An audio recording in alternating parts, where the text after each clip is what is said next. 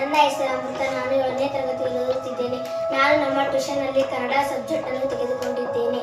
ಪದಗಳ ಅರ್ಥ: ಆಚ್ಛಾದನ, ಬಟ್ಟೆ, ವಸ್ತ್ರ, ಪರ್ಣ, ಎಲೆ, ಗೋಣು, ಕುತ್ತಿಗೆ, ಪಿತೃ, ತಂದೆ, ವೀಳ್ಯ, ತಾಂಬೂಲ, ಎಲೆ ಅಡಿಕೆ, ಚರ್ವಣ, ಅಗಿದು ತಿನ್ನುವುದು, ಶತಮಾನ, 100 ವರ್ಷಗಳು, ಕ್ರೋಮೋಜೋಮು, ವರ್ಣತಂತು, ರಾಜಿ, ಗುಂಪು, ವಿಪುಲ, ಹೆಚ್ಚು, ಜಾಸ್ತಿ, ಆರ್ದ್ರತೆ, ನೀರಿನ ಅಂಶ, ತೇವಾಂಶ, ಪಾಶ್ಚಾತ್ಯ, ಪಾಶ್ಚಾತ್ಯ, ಪಶ್ಚಿಮ ದೇಶ, ಕಿಸೆ, ಜೇಬು, ತಾಣ, ಜಾಗ, ಸ್ಥಳ, ಸ್ಥಳ್, ಚಿಗರೆ, ಜಿಂಕೆ, ಅವಿತು, ಬಚ್ಚಿಟ್ಟುಕೊಳ್ಳುವುದು, ಕಣ್ಣು ಕಪ್ಪಡಿ, ಬಾವಲಿ, ವಿಧಾಯಕ, ರಚನಾತ್ಮಕ.